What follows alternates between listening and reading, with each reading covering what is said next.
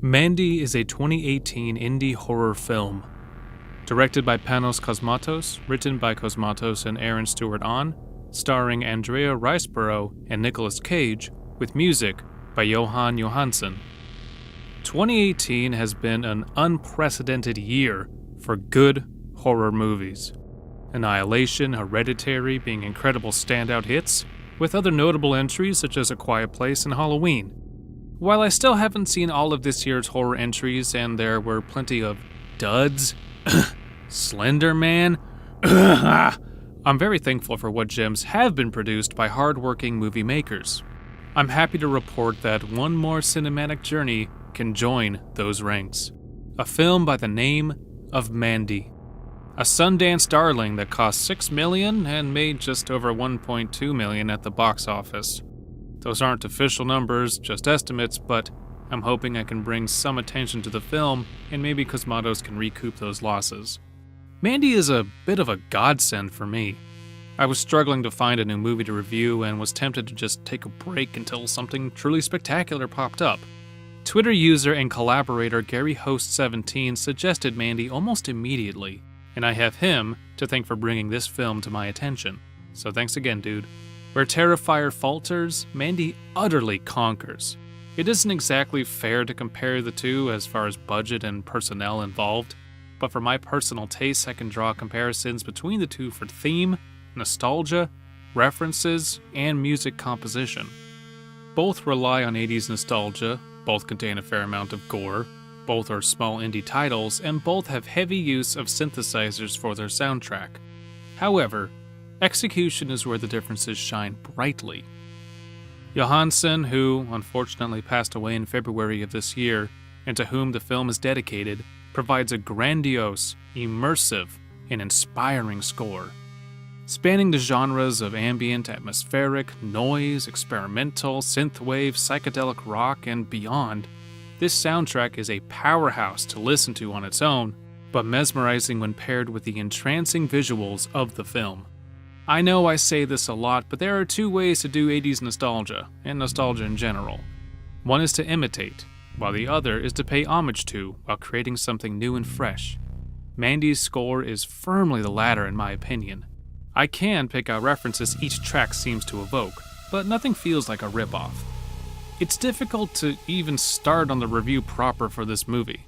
While not in the same vein as Annihilation's soundtrack, I will say that I experienced a similar feeling with Mandy. The visuals and the music were crafted to meld together effortlessly. Each track perfectly following the next, nothing out of place or skippable. Everything from the track names to the instrumentation is equal parts engaging and transcendent. For this review, I'm going to imitate the soundtrack again, but this time the music is just going to be in the background.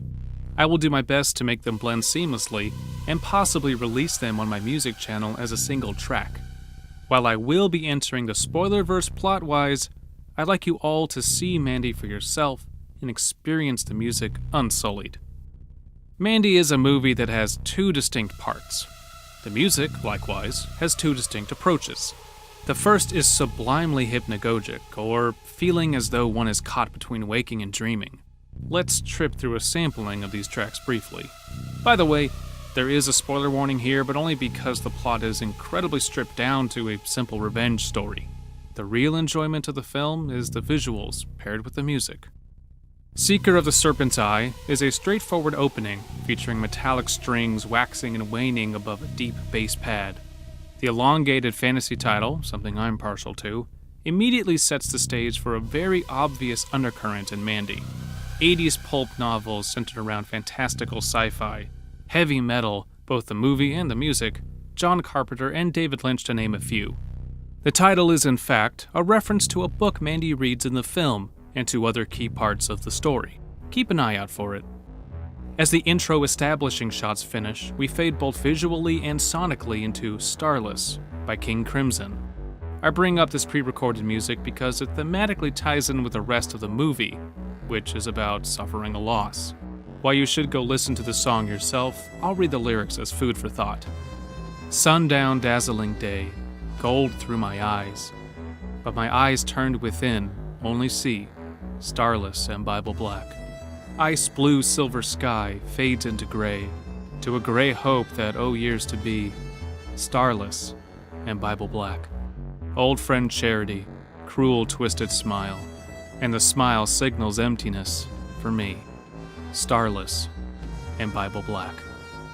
Mandy's love theme is a warm, spacey, and slightly mournful track that returns in one form or another throughout the story. It serves as an anchor to the main character, reminding him of his mission, and reminding us of the love he and Mandy shared. It has drawn-out vocals, reverb, and delayed notes, all with long release times so each element bleeds into the next. The movie is often dialogue light during this song, and it tugs at an emotional core in me every time I hear it. Whereas Part 1 is a trippy dream sequence, Part 2 is a brutally real nightmare, filled with vengeance, anger, pain, octane, and some delightful cheese.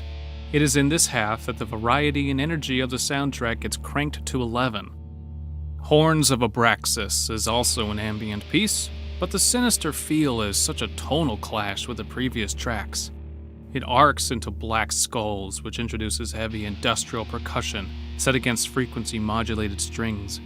It arcs into Black Skulls, which introduces heavy industrial percussion set against frequency-modulated stings.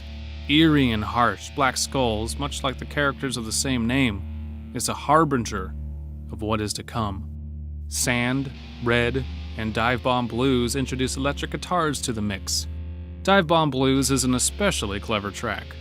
A dive bomb in guitar terms is when the whammy bar is used to rapidly lower the pitch of a high note or pinch harmonic, emulating a quick fall like a bomb or aircraft. The underlying rhythm is provided by simple strumming on a thick guitar or bass string, akin to the rumbling of a motorcycle engine. You can likely already tell what scene this music accompanies. Burning Church could easily be a doom metal track from yesteryear or from a retro band today. It features heavily distorted, slow guitar riffing and dissonant feedback, eventually easing into memories, a refrain, on Mandy's love theme. That just about rounds out the score and the movie. There are several other gems in the soundtrack, but it feels wrong to keep raving on about them when you really should go watch the movie for yourself. At the very least, give the soundtrack a listen. To Johan Johansson, you left us with a masterpiece as you left this world. Rest in peace, and rock on. I rate Mandy a track. Much like Annihilation, this soundtrack has so much repeat value even outside the movie. I've listened to it at least 3 times, just in preparation for this podcast alone. It can be your studying music, background tunes to a game of Warhammer 40k, or the perfect processional for a goth wedding, and everything in between. Whether you are a veteran musician, movie buff, or just curious about scary music, thank you for giving this podcast a listen. If you would like me to review a particular film, artist, video game, or other piece of scary sounds, please leave a comment or message me on Twitter at Abysmii, ABYSMII. Trick or Track is a part of creativehorror.com, a network of podcasts and creators working together to build a constructive community of horror fans. For more content like this, visit us at creativehorror.com.